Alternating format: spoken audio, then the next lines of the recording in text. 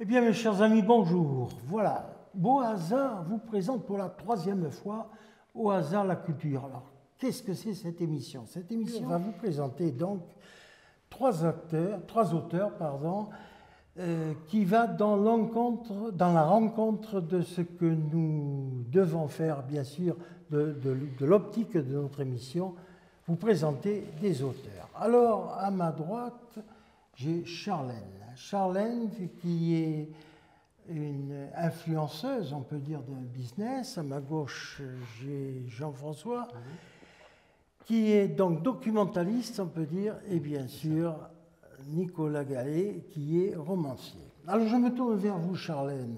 Vous avez fait un livre qui est quand même assez extraordinaire. C'est un pamphlet de tout ce qui est les problèmes qu'il y a au niveau médical, parce que vous avez reçu d'ailleurs vraiment, on peut dire, le maximum des soins médicaux qui arrivent. Alors, vous avez là, je vois un chirurgien qui vous a proposé une chirurgie qui est très lourde financièrement, en plus que médicalement. Vous pouvez nous exposer ce cas, développer. Tout à fait.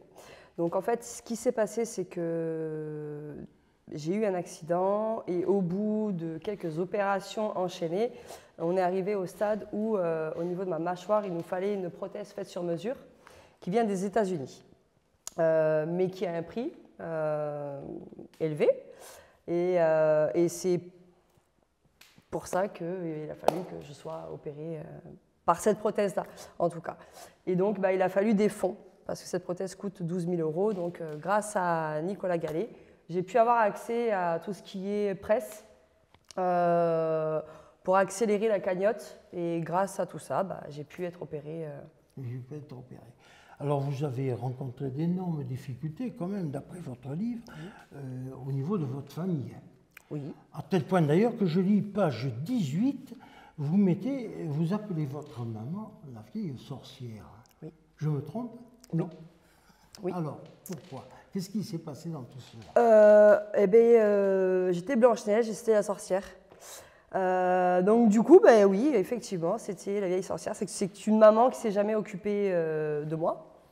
Des soins qui n'ont jamais été pratiqués. Donc des malformations osseuses de base sur le visage qui n'avaient pas été soignées. Et qui, par la suite, a endommagé suite à l'accident. Je ne serais pas arrivée ici si les choses avaient été bien faites. Vous avez eu une quête toute votre vie à retrouver votre père, d'après ce que j'ai vu. Oui. Vous l'avez retrouvé? Je l'ai retrouvé et au moment où j'ai voulu aller à sa rencontre, malheureusement, j'ai appris son décès. Donc je n'ai pas pu y aller. Voilà. Alors, dernière question, on peut dire, votre livre, c'est une thérapie que vous avez faite? Tout à fait. En fait, depuis le tout départ de mon accident, ça m'avait pris comme ça, en fait, d'écrire ce que je ressentais parce que je ne voulais pas aller voir un psychologue ou un psychiatre. Donc j'écrivais et puis des amis m'ont encouragé en fait à en faire de cette thérapie un livre pour aider éventuellement d'autres personnes qui se retrouvent dans cette situation pour leur dire que oui, on a des soucis, mais oui, on peut les relever et oui, on peut avancer. Mais écoutez, je vous remercie. Je dois rappeler, n'est-ce pas, à nos téléspectateurs, votre livre, Innocente et combattante, que l'on doit trouver dans toutes les librairies, on peut dire. Alors, il faut dire sur de Pau, hein. Tout à fait. On peut l'avoir dans la région de Alors, Aquitaine. sur Pau, oui, tout à fait. Vous pouvez le retrouver à la librairie Chétonnet, chez Cultura au centre Leclerc. Et après, sinon, sur fnac.fr, voilà. Cultura. Eh bien, écoutez, on a tous les éléments maintenant à la Amazon. lecture. Voilà, merci Gerlaine. Alors, je me tourne vers Jean-François Massancal. Vous êtes documentaliste, Jean-François. On va dire ça comme ça. Alors, vous êtes attaché toute votre vie, je ne veux pas dire toute votre vie, mais une bonne partie de votre histoire, au CA Begley, le fameux CA Begley. Alors, rappeler en quelques mots le CA Bégué, parce qu'on le connaît, on peut dire mondialement, non, par nos rugbyman. Oui, par le rugby surtout. Mais autrement, il n'y a pas eu que le rugby, bien entendu, il y a plusieurs sections. Et moi, j'étais plutôt sur la section gymnastique qui a eu un parcours assez fabuleux aussi. Voilà. C'est ça. Alors, on retrouve évidemment tout un historique, n'est-ce pas, de cette gymnastique. Mais dites-moi, il y a eu quand même, on peut dire, plusieurs éléments. Le CA Bégué, il y a le tennis, il y a la gymnastique, il y a tout a été conçu en même temps ou bien ça a été parcellé? Non, on va dire qu'il existait déjà l'athlétisme, qui n'était pas sous le nom du CA Bégué à la base. Il y avait le rugby à l'époque? Non, pas encore. Non, pas encore. Et c'est 4 personnes ou 5, j'ai plus les noms en tête, enfin surtout la famille Loche, qui un jour, en revenant de match de rugby, avait dans la tête de créer une section rugby. Ça s'est fait donc en 1907. Ah oui. Voilà. Donc tout ce dont je parle, il a fallu que je cherche sur des documents, tout ça. Donc on peut considérer que le CA Bégué existe à peu près depuis 1907. 1907. Donc ça a commencé par le rugby, l'athlétisme est venu donc... De suite après? Non, pas de suite, non. Après il y avait du foot aussi, qui n'avait pas d'appellation particulière. Enfin, il y a eu du foot aussi à Bégué? Oui, il y avait eu après. Voilà. Et donc ce qui s'est passé, il y a eu la gymnastique dont je fais partie qui était sous le nom des Patriotes de Bègle. Ah oui. Voilà. Et ce qui a fait que beaucoup de choses sont parties vers le CA Bégué, c'est le décret de Vichy, alors l'histoire du décret de Vichy, les communes, les villes de moins de 40 000 habitants ne devaient pas avoir plusieurs clubs différents. Donc beaucoup sont allés vers le CA Bégué, donc il y a eu après, dans l'athlétisme y est allé, le foot, le rugby qui a été créé, la gymnastique, tout ça. Voilà. Après, mais il y a le hand, je ne sais pas, il y en avait une douzaine de sections. Je ne les ai pas toutes en tête. Il faudrait que je fouille dans mes papiers pour voir. Oui, mais enfin, on le verra après. Juste pour dire, on va pas dans le détail là. Ce que je voulais vous demander beaucoup, c'est au départ, on voit beaucoup Bagat comme c'est le président, et c'est lui qui vous a préfacé votre livre, hein, c'est ça? Alors, je vais vous expliquer comment ça s'est passé quand j'ai cessé de m'occuper de cette section, bénévolement bien entendu. Notre entraîneur principal, c'est M. Robert Boyer, disait qu'il n'y avait jamais rien eu d'écrit. Et comme moi je me retrouvais libre, je me suis dit, je vais écrire un peu l'histoire de cette section de gymnastique. Et mon épouse, je lui faisais lire bien entendu, me dit, mais pourquoi tu ne continues pas, que tu n'irais pas un peu plus dans le détail, que tu en ferais un livre? C'est comme ça, elle m'a persuadé de faire le livre. Votre épouse qui a été dans la gymnastique aussi, on peut dire. Oui, elle était vice-présidente. Elle a commencé en tant que secrétaire générale, et puis elle a été vice-présidente. Elle a aussi occupé de l'office municipal des sports. Elle est allée à plusieurs endroits, et moi j'étais entraîneur. Vous étiez entraîneur, voilà. Alors je vois un nom de Massankal à l'intérieur du livre. C'est un parent à vous qui a été président. Voilà, c'est mon frère, tout simplement. Ah, c'est votre frère. Qui est devenu président, je ne sais plus si la date, je ne l'ai pas en tête, vous l'avez dans le livre. Oui. Alors, dernière question, mais plus importante. Il y a eu des présentations aux Jeux Olympiques dans les gymnases. Oui, voilà. Vous avez eu des médailles, vous avez eu des filles, j'ai vu, qui ont été présentées. Oui. Vous pouvez nous en parler? C'est pas mes filles, mais c'est... Oui, enfin des filles du club. Oui, voilà, entendons-nous bien. J'ai entraîné des filles, bien entendu, mais ce n'est pas celles-là qui sont allées aux Jeux Olympiques. Oui, et il y a eu 2 filles. La plus connue, c'était Pierrette Aymar, qui était devenue internationale. Et après, il y a eu Françoise Nourry. Et il s'avère qu'elles avaient une dizaine d'années d'écart, et qu'en 1968, toutes les deux ont été sélectionnées pour les Jeux Olympiques de Mexico. Ah, de Mexico. Voilà. Alors c'était en 1968. 68. Voilà. Ça tombait mal. C'était chez nous sous les gaz lacrymogènes. Voilà, exactement, avec les pavés et tout. Avec les pavés. Et donc, après, en 72, les prochains Jeux, c'est Munich, je crois. Il y a eu Marie-Josée Lator. Ah oui, effectivement, vous en parlez. Qui était championne de France minime. Oui. Elle a été, je crois qu'elle a même été championne de France cadette dans les années avant. Et elle a été aussi sélectionnée pour les Jeux de Munich. Et qui a été sélectionnée pour les Jeux de Munich. En fait, il se trouve qu'elle n'est pas vraiment allée aux Jeux, mais puisqu'elle était sélectionnée, mais avant de pouvoir y aller, il y a des épreuves à passer. Voilà. Voilà, donc pour résumer tout ça, pour les Jeux, ça s'arrêterait là, on va dire. Voilà, d'accord. Alors une chose qui m'a beaucoup interpellé, page 62 de votre livre, vous dites en 1980, ces Jeux de Moscou, marqués par le boycottage de plusieurs pays, ont mis en évidence l'arrivée sournoise de la politique dans le milieu sportif. Alors. Oui, donc les Jeux olympiques de Moscou, il n'y avait pas de gymnaste de baigne. J'ai parlé de ça parce qu'il se trouvait que c'était Jimmy Carter, président en Amérique, a boycotté les Jeux olympiques de Moscou. Ah oui. Il a été suivi par plusieurs nations, 62 nations. Et donc c'est ce qui a fait, c'est pour ça que je parle de quelque chose où la politique, ils attendaient là-bas 500 000 visiteurs étrangers, ils n'en ont eu que 200 000. Ah ouais. Il y a eu, après il y a eu 16 pays, dont la France, qui est allée au jeu, mais qui a refusé de brandir le drapeau de leur pays. C'est ça, on le voit actuellement, nous sommes en 2014 évidemment, avec les Jeux Olympiques, ça va en empirant évidemment.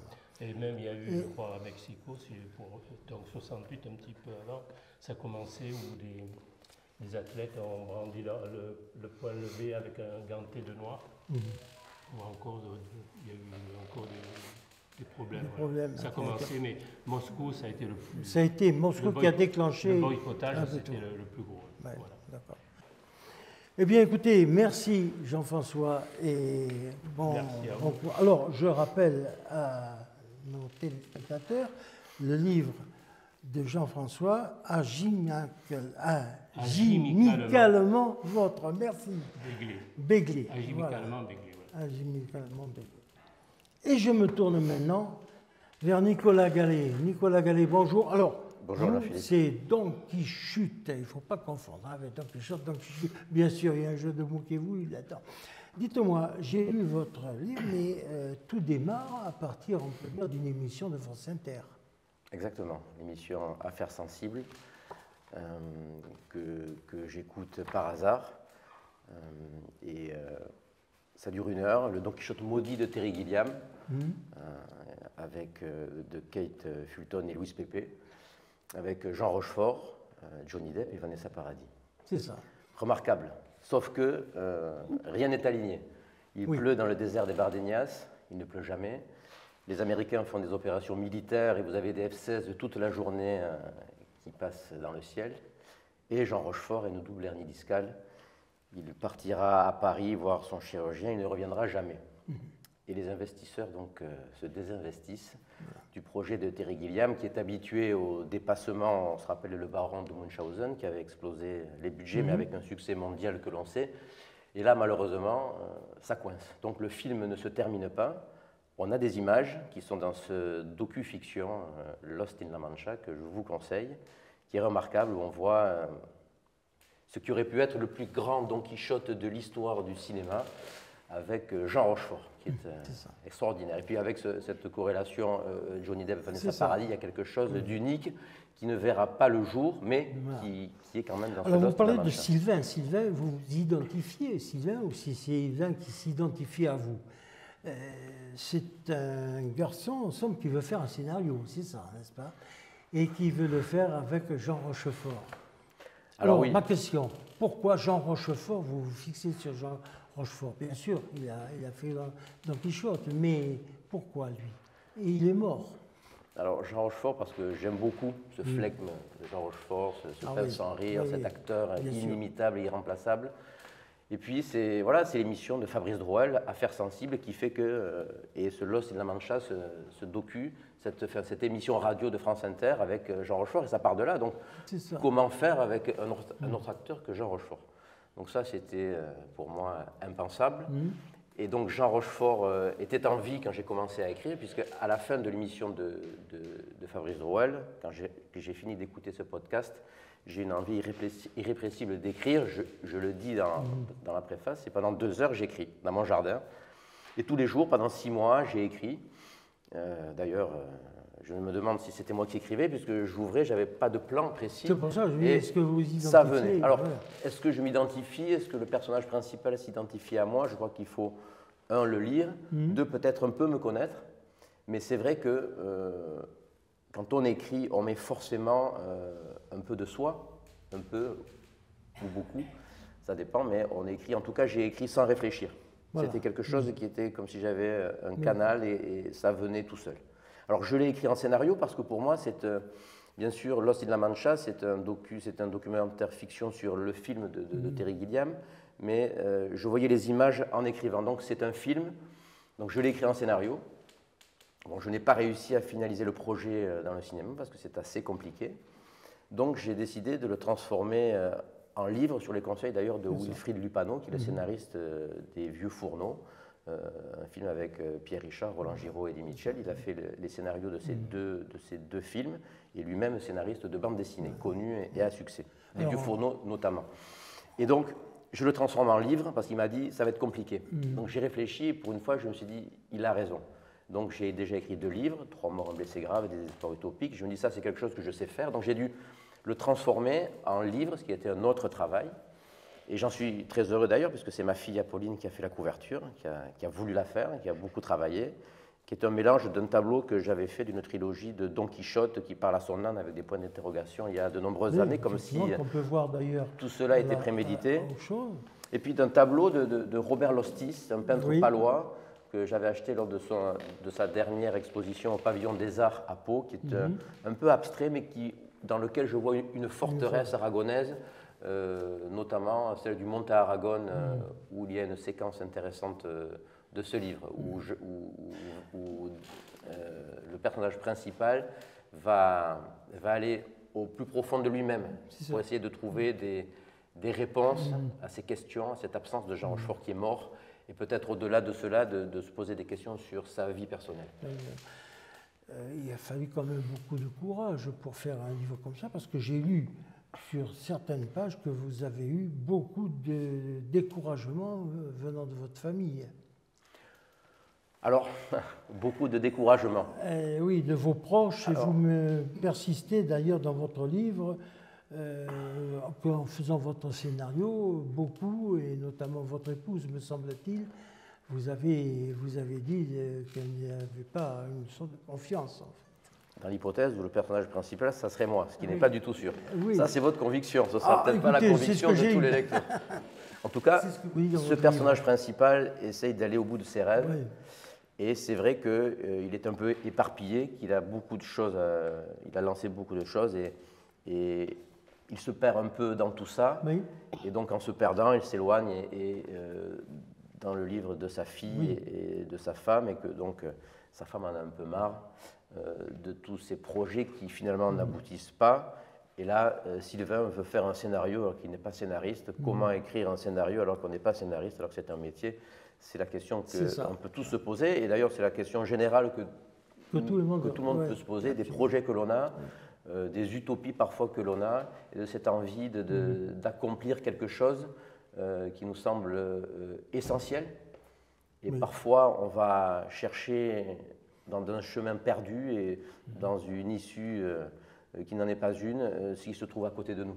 Et c'est sans doute ça la réflexion principale de ce livre, c'est qu'est-ce qui est important, qu'est-ce qui est essentiel. Et on a souvent à portée de main l'essentiel dont on ne se satisfait pas et on veut toujours plus. Et puis la deuxième, je pense que c'est l'absence. C'est le fléau sans doute qui nous ronge à tous, l'absence d'un être cher ou de quelqu'un que l'on a perdu, qu'il soit vivant ou mort d'ailleurs, et que l'on essaye de retrouver par tous les moyens. Et vous parlez là de Jean Rochefort. Par exemple, oui. Mais je pense qu'on peut parler de tous ceux qui ont à perdre, qui ont perdu quelqu'un. C'est-à-dire que ça concerne tout le monde. On a tous quelqu'un qui est mort dans la famille, des parents, des grands-parents, un frère, une sœur. Et donc, si vous voulez, je crois qu'on est toujours en train d'essayer de cette quête sous moulin à vent. C'est ça, exactement. C'est le cas de le dire pour Don Quichotte. À Don Quichotte, ces moulins à vent qui nous animent et qui souvent n'ont pas de sens. Et il est important que l'on puisse croiser, si l'on n'en a pas la capacité personnelle, des gens qui vous réveillent et qui vous disent stop, parce que ça n'est plus possible. Ça, absolument. Alors, moi, je veux revenir quand même à Jean Rochefort, parce que vous en parlez tellement. Il n'y a que lui, vous voyez, qui pourrait faire Don Quichotte. Il y a plein d'autres acteurs qui seraient vivants, si j'ose dire, qui pourraient justement satisfaire votre esprit. Quand j'ai commencé à écrire Don Quichotte, Jean Rochefort était encore en vie. Oui. Ouais. Et puis, quand il est mort, je le voyais déjà dans mon film. C'était oui, une conviction. Il était vraiment ancré dans ce que j'écrivais. C'est ça. Donc ça a été difficile parce qu'il a fallu. J'ai pas voulu jeter ce que j'avais écrit, donc j'ai dû le transformer. Et donc j'ai réfléchi à tout un tas d'acteurs qui auraient pu correspondre. Et avec Roland Alibert, qui a été d'accord et qui est d'accord pour réaliser ce film. Je rappelle Roland Alibert, qui est notre réalisateur de Beaux-Arts, et d'ailleurs qui a l'occurrence qui nous filme actuellement. Voilà. On peut le saluer. Et qui a fait ce court-métrage sur Jean Lassalle, l'enterrement, sur cette histoire incroyable, qu'on peut retrouver sur YouTube aux 2 millions de vues, qui est exceptionnel. Donc, Jean Rochefort, pour en revenir. Pour revenir au film, donc Roland Alibert est d'accord, donc a écrit un scénario sur le livre Don Quichotte. Donc un autre scénario, moi je l'ai écrit en scénario, je l'ai transformé en livre, et Roland a fait un autre scénario qui est différent, plus adapté sans doute, lui dont c'est le métier, à la réalisation, et ça c'est quand même très important. Et donc on a planché sur l'acteur qui pourrait incarner au mieux Jean Rochefort. Eh bien, on l'a trouvé, et il est d'accord, c'est Jean Lassalle. Le fameux, alors Jean Lassalle. Le fameux, l'inimitable, irremplaçable Jean Lassalle. Jean Lassalle que tout le monde connaît. Notre Jean Lassalle national. Voilà, qui est député. Qui était député, qui ne s'était pas représenté, voilà, des Pyrénées-Atlantiques, et Béarn, Pays Basque, qui vit dans la vallée d'Aspe, qui est un berger, encore un homme ancré dans la terre, qui avait fait à l'époque une grève de la faim de 32 jours pour sauver des emplois. Tout le monde s'en souvient, bien sûr, de ça. On s'en souvient, on peut le souligner parce que c'est lui donc qui va rentrer dans le cadre de Jean Rochefort, en fait. Exactement. Il va incarner Jean Rochefort dans le film Don Quichotte. D'accord. Jean Lassalle, d'ailleurs, on peut le souligner, qui apparaît de temps à autre à l'écran, et pas que dans des émissions diverses et variées, mais dans des longs métrages. Il a fait des films, Jean. Exactement. Et donc il a vraiment cette capacité, on l'a étudié avec Roland Alibert, à incarner au mieux sans doute, lui qui a un grain de folie, le rôle de Jean Rochefort dans Don Quichotte. Voilà. Vous l'avez connu, Jean Rochefort, de son vivant? Vous l'avez vu? Non, jamais. Jamais. Nicolas, merci encore. Merci Jean-Philippe. De tout cela. Alors Charlène, vous êtes quand même consultante en communication, ce que j'ai appelé tout à l'heure influenceuse. Vous pouvez nous en dire long sur ça? Oui, tout à fait. Alors je suis consultante en communication, donc on peut dire aussi influenceuse, parce que je vais en fait vers les personnes dans le besoin, donc auto-entrepreneurs, à les mettre en avant, qui, grâce à ça, on a pu mettre en place, par la production Freestone, une émission qui s'appelle donc Charlène vous aide, pour mettre des teasers pubs à l'effigie de leur propre métier, pour les aider à persévérer un peu plus dans ce qu'ils entreprennent. Voilà, vous aidez les gens à se promouvoir dans le public. Tout à fait, et à essayer aussi de les... plus clair pour nos téléspectateurs. Tout à fait. Qui comprennent mieux. Tout à fait, et j'essaye aussi de cibler leurs recherches ou leurs demandes. Donc je vais aller chercher beaucoup plus loin, là où ils ne peuvent pas aller, pour justement qu'ils puissent persévérer un peu plus vite. Vous avez donc dans votre livre que j'ai présenté tout à l'heure le futur d'un deuxième livre que vous faites, qui est une suite du premier. Il y a d'autres opérations que vous avez subies pour cela? Oui, tout à fait. En fait, le tome 1 s'arrête aux portes du bloc 2019. Et du coup, le tome 2, c'est la suite depuis 2019 de tout ce que j'ai pu encore subir jusqu'à aujourd'hui. Ah, très bien. Alors, je voulais en passer faire une petite parenthèse, mais si vous le permettez, je préfère revenir un petit peu sur le business que vous faites, donc consultante en communication. La personne qui voudrait, par exemple, sortir un petit peu de l'anonymat, qui a une entreprise qui voudrait la promouvoir, elle passe par vous. Tout à fait. Alors, expliquez-nous comment ça se passe quand je viens vous voir et je vous demande l'entreprise que je voudrais la faire connaître, je voudrais de la publicité. Est-ce que ça s'apparente à être publiciste? On va discuter ensemble, à savoir les objectifs que la personne a envie d'avoir, ce qu'elle a besoin ou pas, ou peut-être ce qu'elle amène en trop, et ce qu'on peut enlever et rajouter différemment pour justement débloquer les petits blocages qui fait que la personne n'arrive pas à avancer dans sa com. C'est ça. Voilà. Donc ça se passe sur Internet, ça se passe par affiche, par publicité, par film? Alors on a mis donc en place cette émission par Freestone Productions de Charlène vous aide. Donc on fait de Charlène vous aide, il faut le préciser. Tout à fait, Charlène vous aide, l'émission. Qui est le nom de l'émission. Tout à fait. Voilà. Et du coup, on met en place les personnes à travers un teaser pub, ça peut être publicitaire, autant teaser métier, enfin de réellement ce qu'ils font en interne par cette émission-là. Et sinon, oui, je fais le travail également sur Internet à travers les réseaux sociaux. La plateforme TikTok, qui n'est pas forcément très connue, mais beaucoup de gens oublient que c'est très influençable, justement. Pour persévérer dessus. Donc j'essaye de... Oui. Voilà, ne faisons pas de publicité pour une chaîne plutôt que pour l'autre. YouTube, YouTube, TikTok, tout ça. Qu'est-ce que vous préférez? Quel est le plus porteur, si on peut dire? Le plus porteur à l'heure actuelle, c'est TikTok. Ah, c'est TikTok. Je croyais que c'était YouTube quand même, parce que tout le monde, les jeunes, tout ça, parlent de YouTube. Oui. Alors on a YouTube plein la figure, et en réalité, vous dites que c'est TikTok. C'est TikTok. Production chinoise, je crois. Oui. Voilà. Oui. C'est c'est à travers alors, TikTok. Comment vous faites sur TikTok? Vous prenez une société, vous l'amenez, vous la présentez sur TikTok. Exactement. Vous avez une équipe en fait, on fait des montages. De montage, voilà. Tout à fait. Justement avec Freestone Productions. Où quand on fait les petits teasers pub, cette vidéo-là peut être retranscrite sur TikTok en mettant les bons hashtags bien ciblés pour que les personnes puissent être retrouvées à travers les demandes des personnes. Donc, je vais vous donner un exemple. Écrivaine, hashtag écrivaine pot, pour que quand les gens cherchent écrivain pot, qu'on puisse se retrouver dans le fil des recherches. Où là, ça fait augmenter... C'est ça. Hashtag, voulant dire, évidemment, tout le monde le sait c'est un produit, c'est quoi?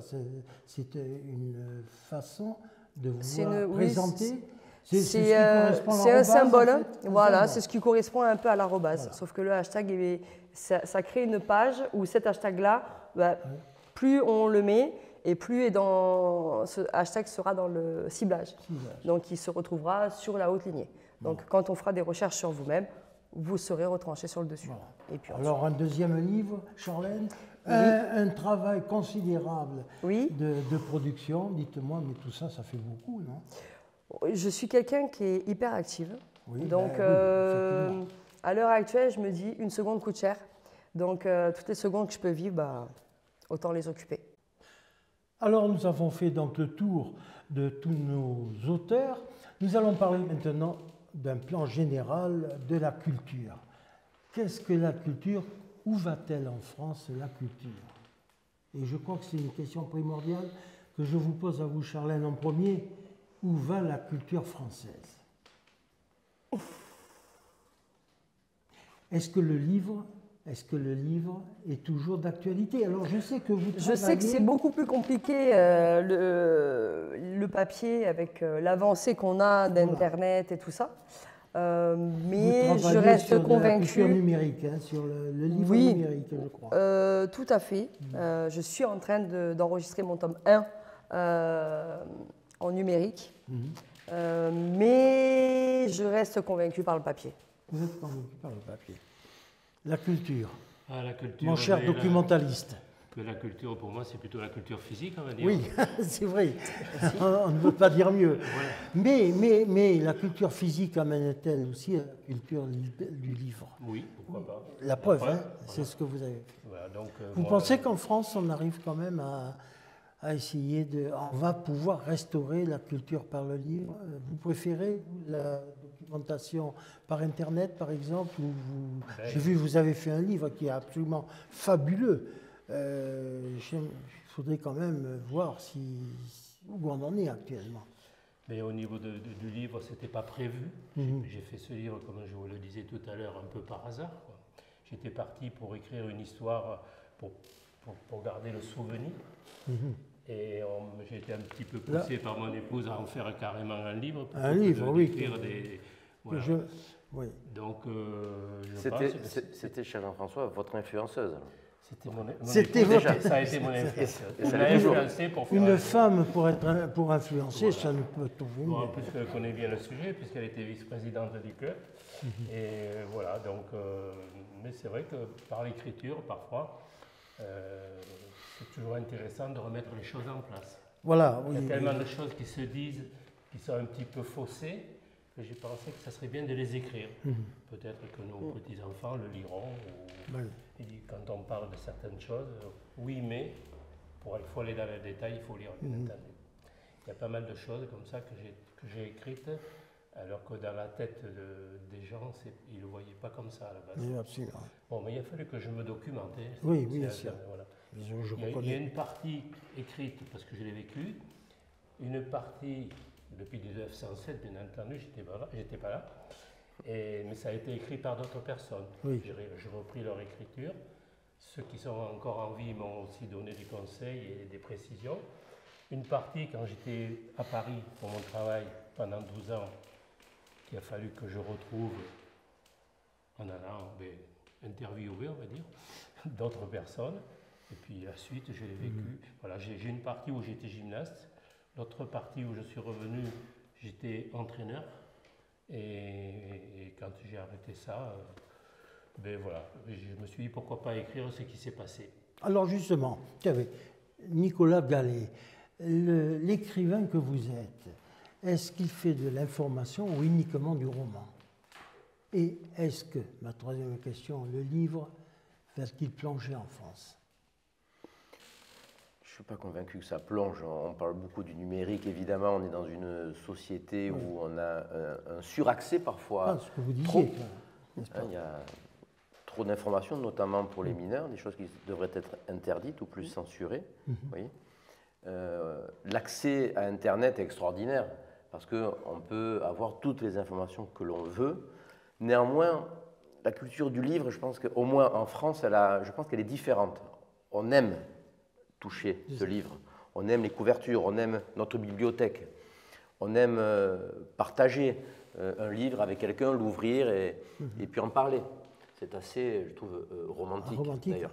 Donc je ne suis pas persuadé qu'en France, alors ça disparaisse. Je ne pense pas. Je me battrai pour que ça ne disparaisse pas. Voilà. Après, c'est à chacun de nous de décider ce qu'il veut. Ou défendre les librairies. Je viens de Pau. À Pau, il y a une librairie, l'une des plus vieilles de Pau, qui s'appelle la librairie Tonnet, qui est extraordinaire. Vous pouvez tout trouver. Vous pouvez y passer un moment, lire. Il y a des conférences. C'est une institution. Il y a d'autres endroits où il y a des débats et des livres de qualité. On peut parler de Cultura, la FNAC, Leclerc. Alors c'est bien, mais ce sont des chaînes. Là, ce sont des indépendants, des gens qui se battent de père en fils ou de mère en fille pour faire vivre une activité. Et ça, c'est à défendre. Ça, on a le devoir, je crois, nous, Français, avec notre culture et notre histoire, de défendre ce genre de pratiques et de processus. Tout ce qui est... comment dire, les livres en ligne, c'est un support qui est intéressant, qui peut de temps à autre nous aider. Par exemple, on prend l'avion, on prend le train, on n'a pas envie de s'embêter avec un livre, d'accord, si on n'a pas de place. Mais je pense que le support principal, il est là et ça doit le rester. Ah oui, il faut qu'on se batte pour ça. Voilà. Donc, par conséquent, et je voudrais surtout essayer de voir, est-ce que vous, en tant que romancier, vous vous sentez aussi pourvoyeur de documents, de documentalistes? Est-ce que vous êtes un reporter, un romancier ou un romancier? Est-ce que vous voyez ce que je veux dire? Dans le cadre, évidemment, d'un livre, il y a des romans qui exploitent le territoire, où on plonge dans l'archéologie, où on plonge dans des éléments, évidemment, qui nous font connaître des terrains. Est-ce que vous pensez que le roman peut avoir deux sources, à la fois de documentaliste et de romancier? Je pense qu'il peut avoir toutes les sources. Oui. Et que tout est à portée. Oui. On peut tout écrire. Oui. On peut tout faire remonter le pour mélange, informer. En fait, de Jean-François Massacal et oui. de vous. On peut allier, par exemple, la gymnastique au roman. Après tout, pourquoi pas? C'est ce qu'on essaie de voir, peut-être. Hein, oui. Alors, Charlène a fait un autobiographique.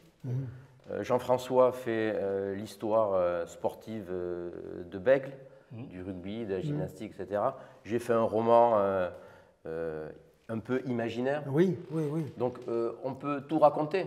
Les confitures de sa grand-mère ou les repas du dimanche de son grand-père, le potager de sa tati. On peut tout raconter, du personnel, du moins personnel. Et pour revenir à ce que vous disiez, par rapport aux reporters, je ne fais pas comme a fait Jean-François, raconter là pour l'instant quelque chose, une histoire qu'on demandait sur une ville ou sur une activité. Par contre, j'ai une autre activité de reporter qui est la radio. À Pau, avec une radio jazz. C'est ça, je voulais vous en parler. Voilà. J'ai bien compris que vous vouliez m'amener à ça. Et j'attendais l'opportunité pour le faire. Donc c'est une radio jazz blues, Euro-Info Pyrénées Métropole, 96.6. Vous êtes animateur de radio, il faut le préciser. Exactement. C'est ça. Et là, par contre, j'interviewe des gens divers et variés. Certains qui ont fait des livres d'histoire, d'autres qui ont une activité atypique. Et donc ça, c'est une autre façon de rapporter les choses. Alors, elle n'est pas écrite. Elle est radiophonique, mais je trouve que c'est tout autant louable et ça a tout autant d'intérêt d'aller capter. Alors c'est plus rapide, hein. Aujourd'hui, avec un téléphone, on peut capter un son, une idée, une interview, un récit. Et puis ensuite, là, depuis quelque temps, mes interviews sont, et celles de tous les animateurs d'Euro-Info Pyrénées Métropole, sont en podcast sur radio-eipm.fr. Voilà, pour ceux de nos téléspectateurs qui ne connaissent pas la technologie actuelle, qu'est-ce que c'est le podcast? Le podcast, c'est quand vous allez sur le site d'une radio, d'une télévision, et vous avez ou l'interview, ou la vidéo, ou le document, qui est accessible à tout moment, même sur votre télé maintenant. Alors, pas ça forcément podcast, mais en tout cas, c'est une possibilité de regarder à n'importe quel moment ou d'écouter à n'importe quel moment une interview ou un film ou une vidéo. C'est ça, c'est ce que vous prévoyez. Charlène également, vous, de votre côté? Oui, tout à fait. Pardon. Je suis en train de refaire le tome 1 en version audio avec ma propre voix, parce qu'on me l'avait proposé, mais c'était une voix déjà préenregistrée. Chose que je ne voulais pas. Je voulais absolument, moi, lire mon livre et le retranscrire en audio. Donc, c'est ce que je suis en train de faire. Voilà. Alors ça, c'est intéressant, l'audio-livre. Parce que l'audio-livre peut vous amener à lire le livre papier. Et puis, le livre papier peut vous amener aussi à écouter l'audio. Parce que dans l'audio, il y a l'émotion de l'auteur qui passe. Quand en plus, c'est l'auteur qui est en train de narrer cette histoire. Donc, c'est, je trouve, complémentaire. Et je crois qu'il ne faut pas s'en priver. Et surtout, il ne faut pas monter un support contre un autre. Il y a beaucoup de complémentarité et c'est cela qu'il faut valoriser. Attendez, je connaissais ça, moi, parce qu'il y a très longtemps, non, on ne va pas dire très longtemps pour ceux, n'est-ce pas, qui ont connu, qui vont se sentir tout vieux d'un seul coup.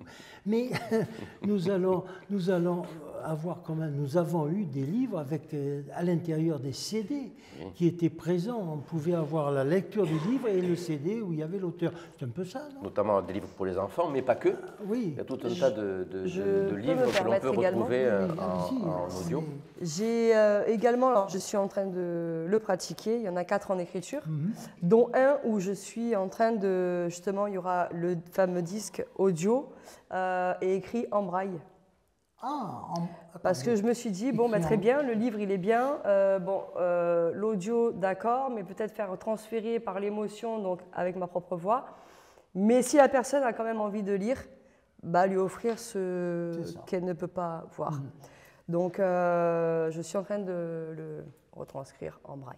En braille. Alors il faut une technique particulière, je présume ça. Oui, Dites-moi, je suis en train de le pratiquer avec quelqu'un qui justement n'a pas la vue. Et qui lui est en train de... Voilà. L'équivalent en braille, c'est une Tout à fait. traduction en fait. Tout à fait. Et le relief, puisque c'est Le le relief oui, que l'on touche, c'est l'espace, tout à fait. Il passe, vous passez le doigt, Donc vous ça sentez les petits points. Ça se fait avec de la ça se technique fait. spéciale, des Ça se appareils fait. spéciaux. Ça, je ne sais pas, Ouais, je ne c'est suis pas dedans. Bon, Mais, enfin, on ne va pas rentrer dans les détails. mais oui, Mais en tout on cas, va travailler à l'aveugle, si on peut dire. On va faire ça. Enfin, bon, Voilà. En tout cas, voilà, Charlène parle d'un support supplémentaire pour les gens qui ont un handicap. Et ça, c'est intéressant parce que c'est un support qu'on oublie parfois et qu'on ne devrait pas. Parce que ça permet à une partie de la population d'avoir accès aussi à la culture et par des techniques qui leur sont propres. Ça, oui. Je parlerai d'un 4e support dont on n'a pas parlé, qui est la bande dessinée. Alors j'en parle parce que la bande dessinée. j'adapte mon premier livre, 3 morts, un blessé grave, en bande dessinée, que je voulais faire la chronologie. Donc la bande dessinée, c'est encore autre chose, parce que c'est quelque chose d'atypique, qui n'est pas près de disparaître. À Pau, on a, alors, comme Tonnet, une boutique, une librairie, Bachibouzouk, qui est unique en son genre, où tous les plus grands auteurs de bande dessinée viennent dédicacer. Et là, c'est une caverne d'Ali Baba, c'est extraordinaire. C'est un endroit qui est consacré à la bande dessinée, où vous pouvez tout trouver, où on peut tout vous commander. Vous pouvez répéter à quel endroit? Bachibouzouk. Bachibouzouk, à Pau, à Pau, nos amis qui sont de Pau, nos téléspectateurs qui sont de Pau. Donc retenez bien, répétez. Bachibouzouk, vous pouvez retrouver Philou, qui est le responsable de la boutique et qui vous conseillera parfaitement. De la tapis à Pau. Et oui, parce que Charlène, vous êtes de Pau, vous aussi. Tout à fait. Voilà, et je suis moi-même en train de faire une BD. Bien représenté actuellement Pau, voilà. Mon cher Jean-François, que dites-vous de tout ça? Est-ce que la gymnastique va venir, n'est-ce pas, dans un livre? Alors nous, c'est l'audiovisuel, je pense qu'il n'y a pas autre chose. Mais bon, après les bibliothèques, il y a des gens qui ont des bibliothèques énormes, mais enfin qui n'ont pas lu grand-chose. C'est comme... je crois qu'il y a Victor Hugo qui avait dit qu'il ne faut pas avoir une bibliothèque comme un eunuque à un harem. Oui, c'est exactement ce qu'on pense. Hein. Voilà, donc c'est vrai qu'écrire un petit peu, moi, ça a été le hasard. Après, j'ai débordé, j'en reviens toujours à mon livre, bien entendu. J'ai débordé un petit peu sur des anecdotes. Il a fallu que je m'informe, j'ai bouquiné des choses et d'autres. Et j'ai découvert moi-même des choses sur la ville de Bègue et tout ça qui m'ont étonné. Et ça jalonne un peu mon récit pour ne pas parler. Ça ne parle pas que de gymnastique. Ça parle de la municipalité, puisque automatiquement un club c'est lié à la gymnastique. Et ça parle aussi du CA-Béglé. Bien sûr. Que vous avez eu d'ailleurs avec je vois sur votre couverture de livre des photos. C'est un ami qui m'a fait la couverture. C'est ça. Et j'ai la trouvé très jolie, très sympa. Alors, avec les photos de toutes les époques. Les photos de toutes les époques que nous avons évidemment ici sur le livre de gymnastique amicale. Je vais y arriver un jour. Heureusement que vous êtes là. Dans Amicalement Béglé, le but c'était de parler de l'amitié. Amicalement Béglé. Ah ben, oui. Voilà. Vous avez le résumé du livre dans le titre. Ça. Mais oui, Nicolas, vous, c'est Don Quichute. Don Quichute, qui chute, au fait. Pourquoi qui chute? Qu'est-ce qui chute dans ce livre? Qu'est-ce qui chute? Tout. Il n'y a rien qui marche. C'est les moulins à vent permanents. C'est l'utopie inaccessible, c'est tous nos rêves qui s'écroulent. Et peut-être pas. Et là, dans le livre, Jean Rochefort est mort, mais le personnage principal part à sa recherche parce qu'il est peut-être encore en vie Sylvain, en Aragon. Sylvain part en Aragon, part dans une quête effrénée, qui paraît surréaliste. D'ailleurs, son ami Daniel l'abandonne parce qu'il n'en peut plus. Et il le laisse partir avec sa Diane orange de sa grand-mère en Aragon, remonter à Aragon, près de Huesca, où il cherche Jean Rochefort, où il questionne les Espagnols qui disent l'avoir vu un peu pour lui faire plaisir, puis un peu pour remplir leur porte-monnaie. Et donc c'est un point de chute que je ne livrerai pas, mais qui en surprendra plus d'un. Eh bien écoutez, merci. Charlène, un dernier mot. Votre dernier livre, celui que vous préparez, celui qui n'est pas le dernier, je pense, qui est... Non. Non. Alors, il aura la même couverture que celui-ci? Du tout. Du tout. Elle sera moins choquante, mais quand même. Alors, cher Jean-Philippe, je ne sais pas si c'est vous ou si c'est vous, Jean-François, je crois que vous avez omis un détail, quelque chose de très important. Allez-y, mon cher. Allez, on écoute. Qui concerne notre cher Jean-François avec son livre sur Bègle, le match d'hier soir. Ah oui. La demi-finale de top 14 contre le Stade Français. Oui. Je n'en ai pas parlé parce qu'on était dans la littérature et mais on ça, est censé sans savoir que des footballeurs ne sont pas trop littéraires. Rugbyman, c'est un rapport avec son livre, je crois, qui parle du rugby. Donc, du rugby, en effet. L'UBB est qualifié pour la finale de vendredi et rencontre Toulouse vendredi à 21h. Et on va leur souhaiter bon courage. Exactement. Donc, je pense que ce livre va surfer sur ce succès-là. Voilà, j'ai ajouté une page. Alors maintenant, à vous, messieurs, d'essayer de coincer le rugby dans la littérature. Ben, alors, Jean-François ne le fera pas, mais peut-être allons-nous faire un énième livre sur la section paloise. D'accord. Bon, eh bien écoutez, je crois que s'achève là notre émission. Chers amis, à très bientôt pour une autre émission de Au hasard la culture. Maintenant, ce que je vous propose, c'est, d'après ce que vous avez entendu, d'aller dans la bibliothèque de votre village ou dans la librairie de votre ville. Vite vous précipiter vers le livre qui vous convient, que vous aimez, et de le parcourir. Allez, effacez la télévision maintenant, plongez dans le livre.